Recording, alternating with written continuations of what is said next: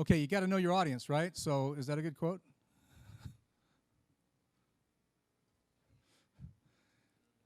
I, I think so. I think that we all have. Oh, do I have the clicker? That's all right. We all have a drive to be creative in our lives, and that's what I'm kind of talking about. And hopefully this is a little bit about my creative path and some of the things I've learned on that path. And oh, by the way, let's see, I'm a poet. So at the end of this thing, remind me to read the poem that I wrote with RevRoad in mind, okay? And with 1 million cups in mind in RevRoad, okay? Because I think a lot of people are on that creative path. My little subtitle there is I'm a poet who always had a day job, and I always have had a day job because I think that when you go after your creative desires, you have one of two schools of thought. You can go for the quit your day job and burn the boats and go for it. That's one school of thought. I think the other school of thought is provide for your family, work on the side, and pray like it will happen instead of just going for it. And that's pretty much the way I have taken it over the time. There's a homeschool of thought that I came up with, and that is after years of sending out rejection letters for different projects and stuff like that, or getting rejection letters, you learn as you go, and you just go for it. Okay, and that's kind of what I did. I did that with a game called Abstracts in the 1980s. I did it with a game called In Your Face in the 90s, and I did some other things in between those things too. And I did it into political satire, during the Clinton administration, because you could make a buck off of that. And then even after 9/11, I did it with another card game that I did. A divorce can slow you down. I don't necessarily recommend a divorce. I'm just saying that. However, when you're divorced, it doesn't mean you stop being creative. I accumulated a lot of stories during my divorce, or after my divorce, and while I was single again, and put them in this little book here that I did with my friend Taylor Halverson. I accumulated them for a while. I didn't actually come up with the book. The book didn't come out until later. But here's one thing I did. One of the first things I came back into it was this Hear What's Here picture book that we have right here that the little monkey's holding on to. I did that as a Kickstarter about 2.5 years ago. It worked out pretty good. It's been out on the market here in Utah. Well, COVID hit last year, of course. I don't know if you heard about that COVID thing.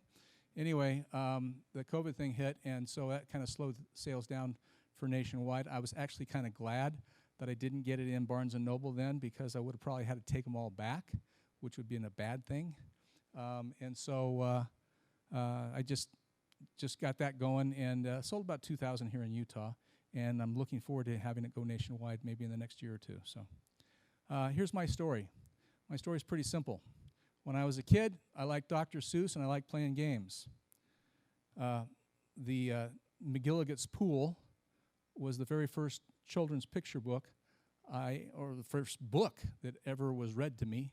It was the first book I ever read. I bet you my aunt and my mom, between them, read me that book at least 100 times. I loved it. I'm kind of sad that that's one of the books that was taken away from us just recently, and it's not going to be reprinted anymore. That's kind of too bad, but I loved the book. I also loved The Game of Life. I loved, in fact, I almost became a lawyer just because of the the Game of Life, because I didn't want to be a doctor, and he made the $20,000 a payday, and the lawyer made 15. So I thought I'd be a lawyer for a while, but I didn't become a lawyer. I liked poetry. I was writing poetry from the age of 14 until now. In fact, I tweaked a poem just earlier today, this morning when I got up. When I was 19 years old, I was at Cal State Long Beach, and I joined the LDS Church. When I was 20, I went on a mission to Australia, and when I came back from my mission, of course, I went to BYU, because that's where you're supposed to go, and so I went to BYU and dinked around there for a little while, and I met this guy over here that's asleep. He is a mentor of mine. He's the guy that should be speaking here. Chuck Abbott is a wonderful guy, and he became my mentor. I met him my senior year in college. We did an advertising project for his company, which was called Bogert's Yogurt, and he had a chain of yogurt stores, and we had fun, and I got to know him. After I graduated, I went home for 3 days to California, where I'm from, and while I was home, I saw this book advertised in the Los Angeles Times. It was a full-page ad in the Los Angeles Times, so you knew it had to cost some money. And it was for a $10 book and a full-page ad. I went, this is not making sense to me at all as a guy who just graduated in advertising. And I said, what the heck is this all about? It was called The Lazy Man's Way to Riches. And it was by a guy named Joe Carbo. And the essence of The Lazy Man's Way of Riches to riches was find a product, get it out there, and let it make money for you while you go play, while you're asleep, all those kinds of things. It is kind of true. My little book here, this Hear What's Here book, I got a call while I was walking in here today. A store wants to reorder for the 4th time the book. So they said, we're out of books, please bring them to us. In a way, I kind of was making money while I was doing other stuff. Anyway, I went to New York at an advertising agency for a little while after I graduated, and when I came back home to California, I decided I was going to go back up to BYU because I was still single, and you know that's what you're supposed to do. So I went back. I went up to BYU. I felt prompted a little bit to take these notes that I had written on my mission up to Provo with me, and so I did. I was coming up here to work at a radio station in Orem that was just going online. I got up here. When I got to the radio station, I found out that the radio station, the signal, you couldn't hear it in South Provo. I said, I'm going to have a problem with this. It's going to be a hard sell. And so then I looked at the stuff that I had written, this little thing, and this was my first venture into entrepreneurship on my own. It's called the M Discussion, a guide to help returned missionaries find eternal happiness, i.e. a wife. It's a joke, kids. Okay, so anyway, but it was kind of like the missionary discussions from when I was on my mission. I didn't know anything about how to do stuff except I had read that Joe Carbo book, and I had hung out with Chuck Abbott, who's a great entrepreneur. And so I said, I'm going to go for it. And I contacted a printer. He said, I said, how many of these can I print up? And he said, well, how many? You're going to get better quantity with bigger discounts. I said, okay. You're going to get a better price with bigger quantities. And so I said, well, I got like $750. How much, can I get her? Maybe it was 750 copies that I was able to get. I don't know. It was crazy. I think I had 300 and change dollars in my bank account. He said, you can do 750 books. I said, good, let's do it. So we printed it up. I took it to a bunch of stores in the University Mall. This is when the University Mall was just opening. Okay, this is 1978. And I put them in a bunch of stores, and I came back a week later, and they were all sold out. And I said, let's print up 2,000 more. I ended up selling 30,000 of those little books. I didn't know what I was doing. They cost me 41 cents a book, so I just charged the stores $1.41, and that helped me keep track of how much money I was making. And that 1% really added up. Okay, it's a joke. Anyway, the little book helped me to do the game, Count Your Blessings. I came out with the game, Count Your Blessings, sold a bunch of those. I realized real soon that if you're going to have one game, you might as well have two, because, and this stuff over here I didn't create. This is stuff that I either published for somebody else or was involved with. So I did another game, made it try to look like the similar one because this was pretty successful. And so got them in the stores, and they were making money while I was playing racquetball. Anyway, that's kind of my story about self-publishing. Now I'm going to give you some tips because I read the stuff and you're supposed to give before you ask, okay? So here's some tips on self-publishing and stuff. Number one, it's a terrible misnomer. It really is. You're never doing anything all by yourself. You are still, even when you created it, you're still dependent upon lots of different people that I have listed there. Number two, it's much easier now than it ever has been. You've got print on demand. You don't have to print a whole bunch if you don't want to. I still want to because you do still get the better discounts, and I think it's a more consistent quality, so I like that a little over the print on demand. The marketing, the advertising, the PR is way different than it was back in the day. Back in the day, it was all about newspapers. It really was. And in fact, this Count Your Blessings game had its first article written from this building right here, the Provo Daily Herald, okay, that was the newspaper back then. And it's how I got it into the bigger chain stores and stuff like that, and where it really took off. The other thing that's a whole lot easier today than it was back then is the way you can vet your product, and you can pre-sell your product through crowdfunding like Kickstarter and things of that nature, and I'm going to get back to that in a minute too. Here's what I've learned over the years. Number one, have a passion or an idea, and then put it on the old vision board. And don't put it as the only thing on your vision board. Have a whole bunch of different things going on with your vision board because you want to have different things so that your subconscious could work on all the stuff at the same time. And just go for it. Do not wait till it's perfect. I can tell you problems with every one of these products, and it should have been perfected, but it didn't because I just said it's time to pull the trigger. The third thing, and I've got a couple stories for this, is be lucky, okay? I know it sounds kind of stupid, but you do need to be lucky. Oh, I don't even have one of these up here. There's I wrote a book during the Clinton administration called "It Takes a Village Idiot: Lessons We've Learned from the Clinton administration." Okay, I think you can tell which way I bend. Okay, I did that little book. And I had it printed up. It was a little booklet. It was my second go round with my entrepreneurial stuff. I made it really small, like this one, you know, a little pamphlet kind of a thing, and it was just a joke thing. And I printed up a couple thousand of them, 5,000 of them, I think. And my wife was going back to be on QVC for one of our neighbors, and that's back in Virginia. So we went back there. Went walking around old Alexandria in Virginia, beautiful colonial kind of town, and walked into this store called the America Store. And, you know, I thought it was an interesting store and fun store. I dropped off a copy and I said, are you the owner? She wasn't. She was the manager. I said, can you get this to the owner? And here's my information. I didn't think anything of it.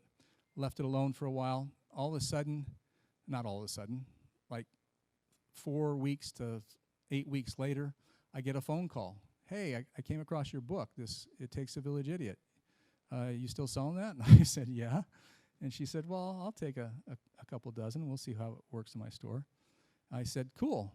I said, in fact, I just finished working on a song that's kind of a parody song, too, and I'm thinking about doing a bunch of parody things, kind of like Weird Al, called Bill Clinton's Biggest Hits on Women. She said, oh, send me a couple of those songs, too. I'd like to hear that. So I sent her the order for the 24 books, and I also sent her, you know, a demo CD. She said, I love the CD, too. When's it coming out? I said, in a couple weeks. She said, yeah, give me 50 of those. I think I could sell those, too. And so she got some of those, and all of a sudden, every other week, she was ordering like 120 CDs. And I said, how are you doing this? And she said, well, I got a storefront here. I just play it overhead. And people, they listen to it. It sounds like the original artist. They're singing along. Then all of a sudden, they recognize that the lyrics are different. They stop, they listen, they go to the cash register, and they buy it. I said, well, thanks. She said, no, thank you. You've made my Christmas. She ended up selling 6,000 CDs in her store alone. And so it took off back there. That was one lucky thing. The second lucky thing is this is my son-in-law's game. He did this. This is his other game, too, Swindled. But he did that. He was the scout leader for his local area. And the scouts wanted to do, Dustin had done games before, just little stuff that he never published. And he was the scout leader, and the scouts wanted to do a little game that would be like a maze where the walls would change, the maze would change every time you roll the dice, and you could try to get through it. Cool idea. He helped perfect it a bit. He got it on Kickstarter, and here's the lucky part. The lucky part is that some scout blogger got a hold of it, and he raised $30,000 in 3 days for his game and got it produced. So I think that's pretty cool, too. Anyway, that's the lucky part. Here's what I would like from you right now. The first thing is this is my new book. It's called Elephant Glue. I want to know which version you like better. If you can just tell me if you like, they'll both be hardcover books, but do you like the typesetting and the original artwork on the left, which is the original, or do you prefer the real typesetting stuff on the right, which is a mock-up? Tell me which way, left or right. Left. How many for the left? The original. Okay. How many for the new and improved mock-up? Okay, that's good to know. Appreciate that. Thanks for the feedback on that. Okay. Speaking of Kickstarter, I've got a Kickstarter up there for this Elephant Glue book.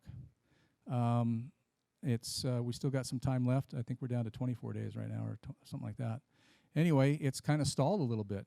I would love it if that'll be part of my ask. I'll wait and do that as part of the ask here in a minute. But it's out there right now. I'm hoping I can get lucky. I'm hoping that what Paige is doing right now, she's going to take a picture of this thing, and then she's going to send it out to all the other million cups, and maybe that'll happen just like the scout thing happened for my son-in-law. So if the Million Cups people got behind this, who knows? That'd be pretty cool. And I love Million Cups, by the way. I've been coming for about 6 or 7 years. Okay, I'll keep that up there for one more minute, Paige. Boom, boom. Oh, not Paige, Peyton. Goodness gracious, I'm so sorry. I am so sorry. Oh my heck. Heck, gee whiz. I'm seeing your name in my head, and it's Peyton. I'm so sorry, Peyton. Anyway, my ask. Go to Kickstarter. Search Elephant Glue. Pledge something. And I am happy to give you a bribe if you do that. I've got bribe stuff over there. I've got some of my books and some of my CDs over there. I will bribe you. You can get that at Takes a Village Idiot for just a $1 pledge. I just want to get more backers.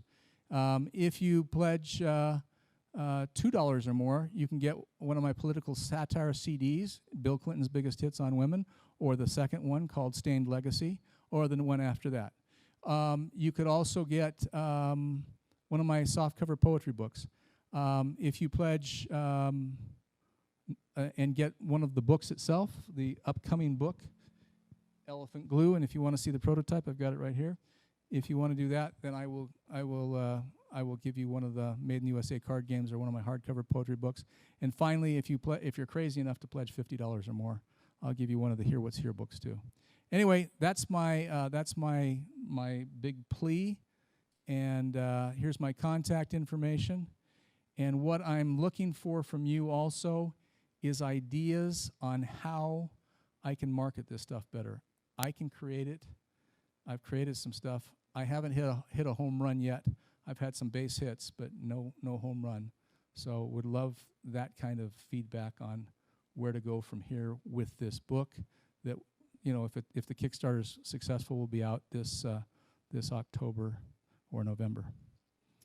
Opening it up for questions. Thanks.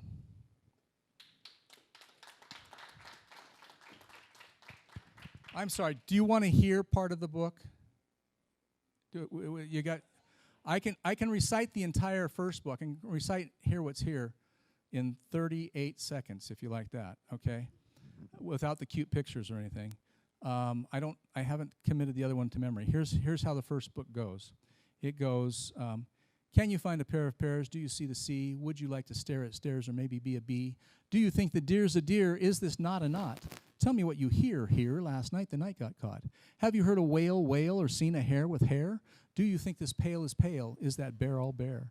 Does the horse sound horse to you? Sail or sail you can't. Has that one or two? Is that ant an ant? Did you see the flea flee? The maid has made the bed. That hole does not look whole to me. Have you read what's read? Can you find a pair of pears? Do you hear what's here? These are more than just mere words. These are words that mirror. And I forgot. This is the poem that I was telling you that I wrote. This is what I was really going to close with. This is the poem that I wrote with 1 million cups in mind. And with what we kind of do here, and with RevRoad. It's called The Path. One at a time they come from all over. Some look like me, many are different. Some walk, some run, some with a stick, others a wheelchair. Some are young, some are old. Some travel on a bright day, some during a storm. Some come in small groups. Most walk it alone. It's an old path. It's bumpy and dirty, full of rocks and thorns. It's not all uphill, but it's a steady climb. You often find yourself looking down while trying to keep your eye on the goal. The journey becomes a blessing. The blessing becomes the way for those on the path.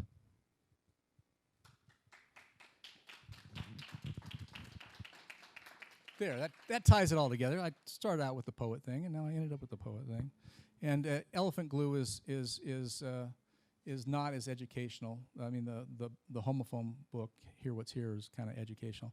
The other one's just kind of a nonsensical book. It's just, if you fall in rhinoceros stew, ask a monkey, like that monkey there, to help you chew. If you fall in orangutan punch, take a zebra out to lunch.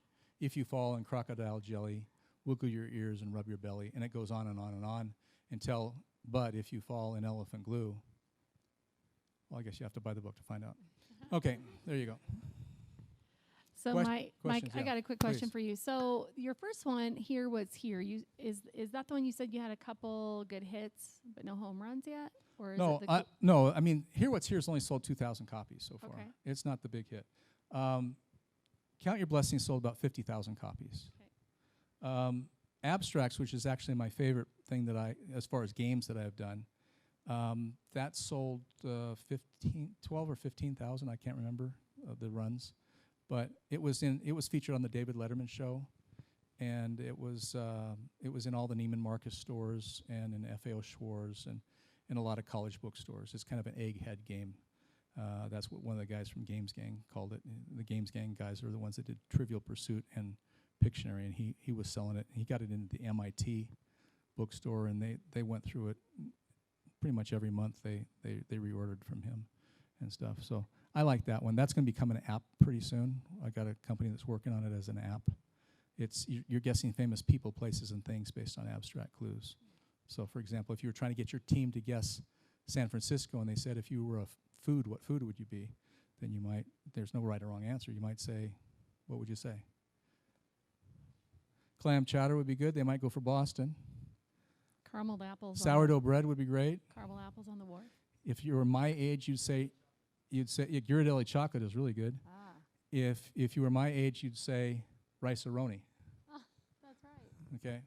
So anyway, that's abstracts. So and I really like it. It's a fun game, but I still didn't have a home run with it. I've never had great distribution. That's my problem, and that's one of the reasons I want to talk to you guys is tell me how to get better distribution. Or should I team up with somebody? And it's kind of tough. I know with Hear What's Here, just so you know.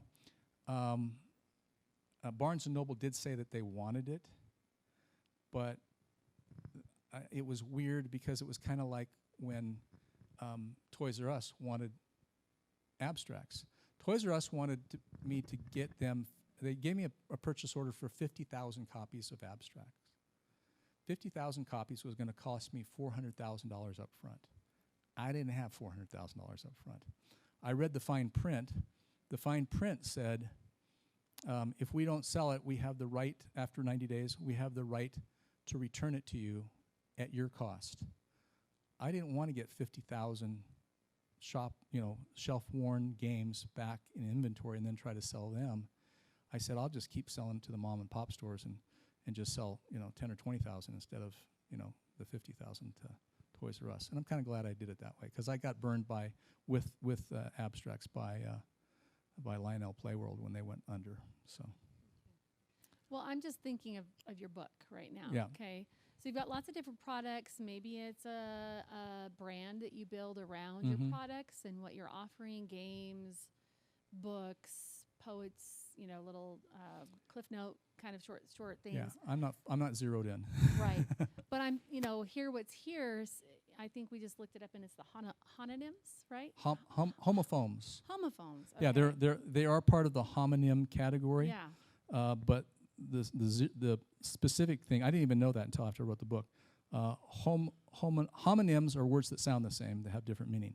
Homophones are words that sound the same, have different meaning, and are spelled differently too, and that's what this is. So most adults struggle with this. Yes. Right? Let's be honest. Yeah. If teachers could get a book like that into their classroom and they teach from it, moms are going to buy it because they're going to teach from it at home. Some kind of required reading or required book list in the classrooms at a very early age where they're teaching that, because kids can hear it, see it, relate it, and they are able to remember and spell it better moving forward because they learn the meaning, they see the spelling, they can tell the difference. So as far as the book goes, that could be a suggestion on a route to take that in the education space. I appreciate that. And the Granite School District has picked it up for all their libraries for elementary schools. Well, not all of them. There were 2 libraries that didn't take it. And I was making some headway with, or was it Canyons? It's in one of them, and the other one was thinking about it. And I need to get it into more schools. There's no doubt about that. And I want to do book fairs, but Scholastic pretty much has that tied up. But I'm going to try to, go a different route, and maybe go through private schools and stuff like that. I've shared it with some. That kind of thing, yeah. Yep. That would be the direction I'd take that book. I appreciate that very much. Thank you. Yeah, they actually study homophones when you're about 8 years old. I have one comment online. Yes. So Rick Evans. I know we all Rick remember Evans. Rick Evans, He at used to least come if you're here a all the veteran time. here, right, Yeah. Morgan? Hi, Rick.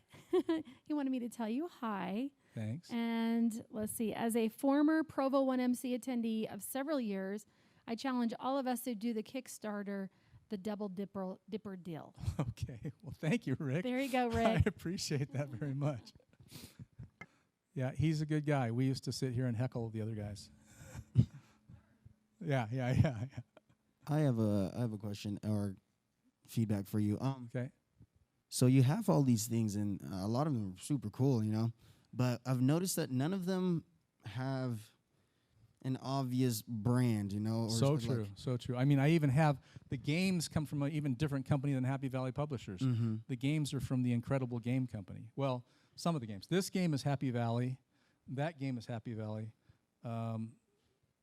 That one, which my friend Steve Peak did, and this one, we did both of these at the same time. Again, for the same reason, it's easier to get 2 SKUs in than one, or 2 products in one SKU. And so we did those at the same time and sold them together and stuff like that. And that was still the Incredible Game Company. So yeah, there's different ones. Then my son-in-law has his own company called So Way Totally Cool Awesome Games. So I suggest maybe one thing you can do is, even the ones that you collaborated with, come up with a logo that's unique to yours, so everybody knows if I see this logo on this item, this was made by Mike and by Happy Valley Publishers, or he had something to do with it, and I know I can trust it because I read this book and it was great. Because I feel like, for example, Dr. Seuss, if that's always on every single one of his books, and so everybody has it just piques interest because, oh, it's Dr. Seuss. I know I've read 2 or 3 books by him, and they were so much fun. Yeah. So maybe this one will be just as fun as the other ones. Does that make sense? I Have you ever appreciate thought of something like that? Yeah, I appreciate that, Fonzie. Yeah, I think so. I think that, and that's what I'm trying to do right now in rebranding Happy Valley. And that's why actually I don't mind having 2 elephants back to back on the covers of the book. I think that that'll help out, and we'll have a logo on here that'll be Happy Valley, much similar to what it is with Hear What's Here.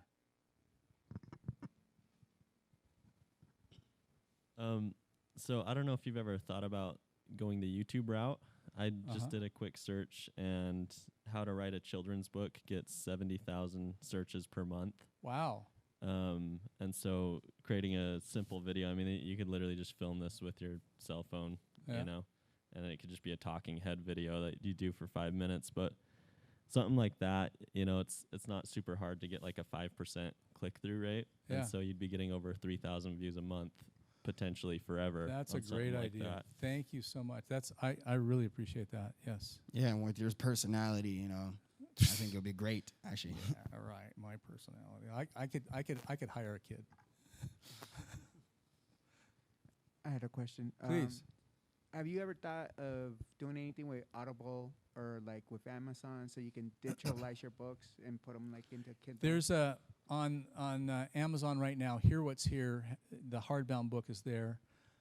I can't see any sales that have come from the Audible or from the ebook. We did an ebook too. I paid an extra $450 or something like that to put the ebook up there, but I don't think I'm getting any sales from the ebook. So, but I haven't done Audibles, but thanks. I think that's a good idea too. And again, I'd probably need somebody that has better voice inflection than me and smiles a little bit more. Because I saw myself on the video on Kickstarter. And here's the deal. The videos on Kickstarter, they make you look, you know, you hear about the camera making you look 10 years older or 10 pounds. Well, I think it's 10 pounds. I just look old anyway. It's they make you look 10 pounds heavier on the video, and then the ice cream makes you look another 15 pounds heavier. So it's just crazy.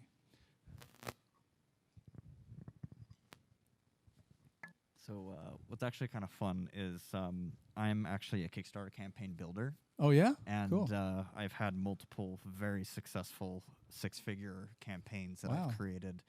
And it's but first of all, I commemorate you for going this route because this is a really it's a fun route to go and definitely nerve-wracking, especially when you're in the middle of a campaign. You're like, oh, I got 24 days to go. Yeah. I hope that I am able to make it past this hump that I'm at. It's a but low goal, so I think I will. I think you will too. I really do. Yeah.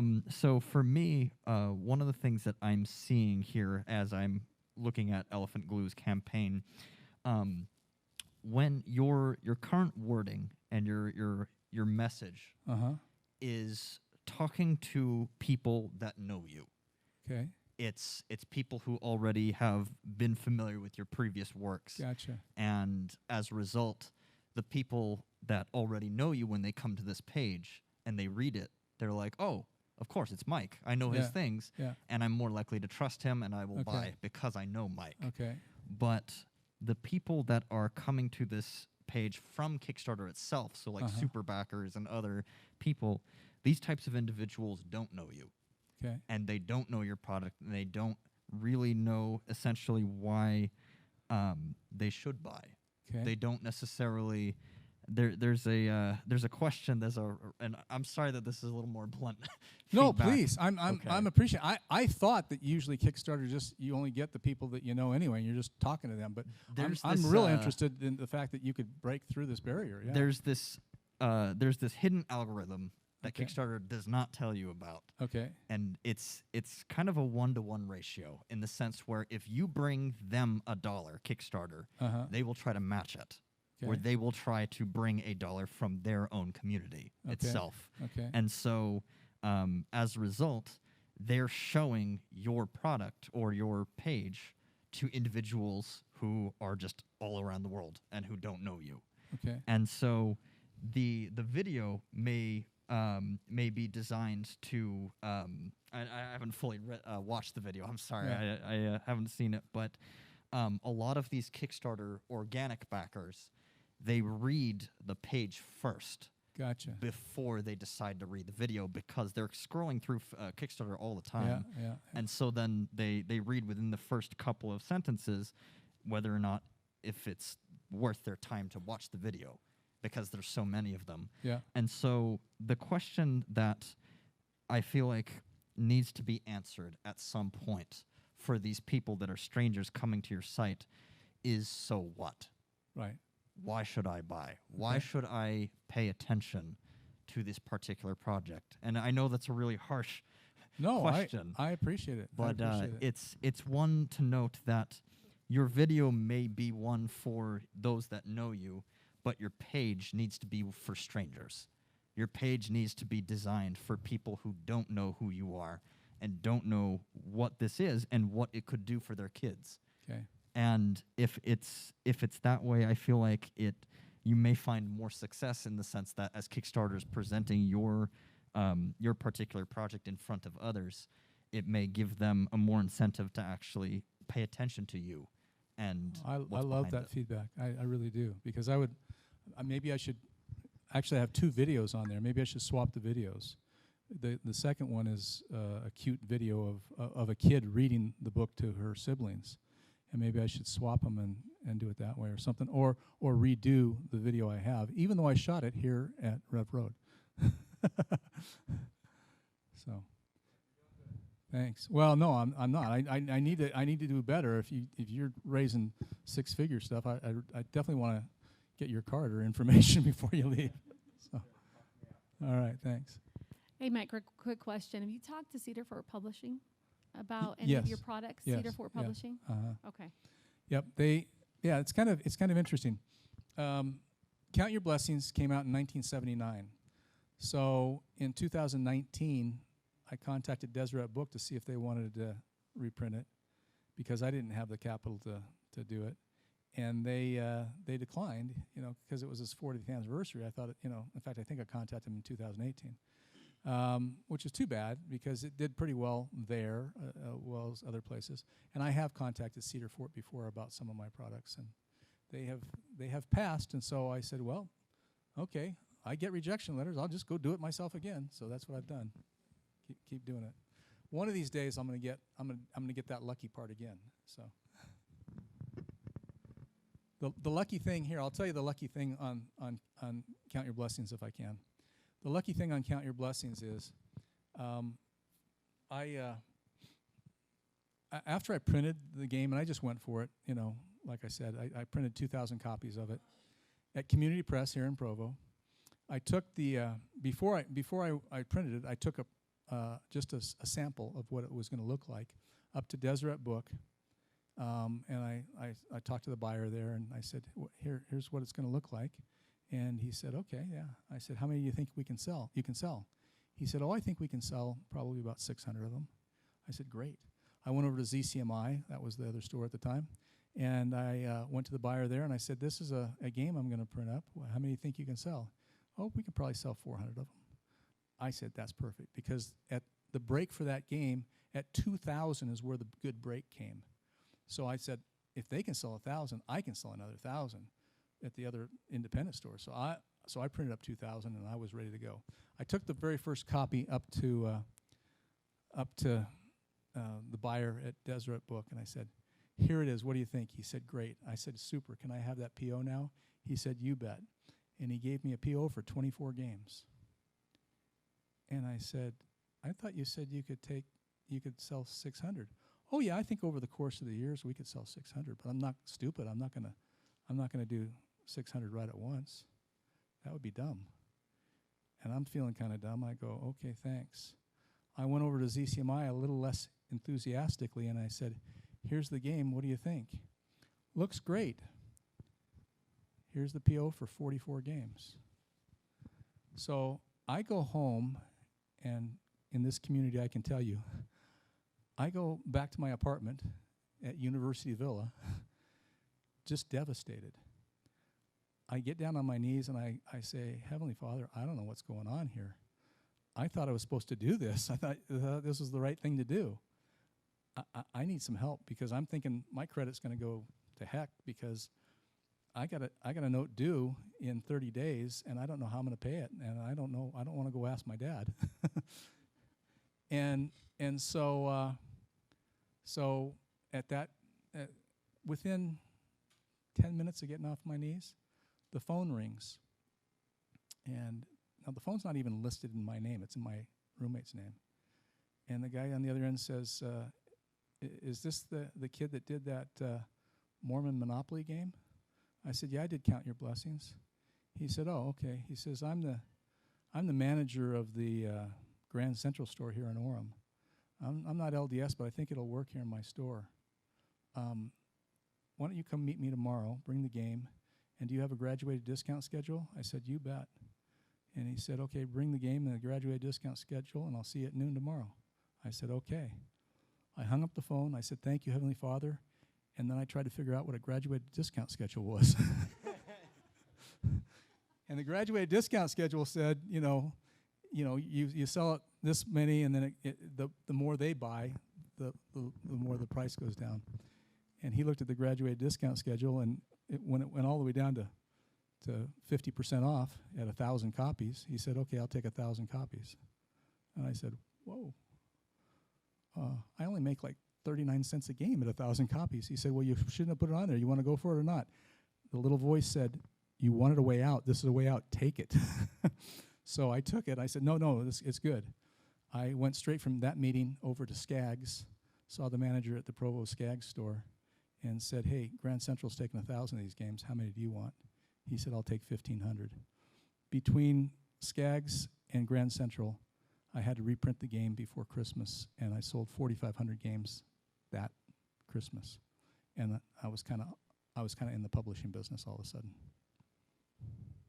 See, these are all really cool stories, and I feel like people did gain that trust in you. But I do feel like if you had just a little bit of brand, just so they, I couldn't agree more. Next time around, they'll be like, I couldn't agree more. But I've always had the side. This has always been a side hustle, and so I haven't paid as much attention to it or anything like that. And then after Count Your Blessings, I got married, and then I got a real job, and didn't pay much attention to this for a while. Awesome. So. Well, thank you, Mike, and everybody. Please go to Kickstarter. Please do. Back up a little bit.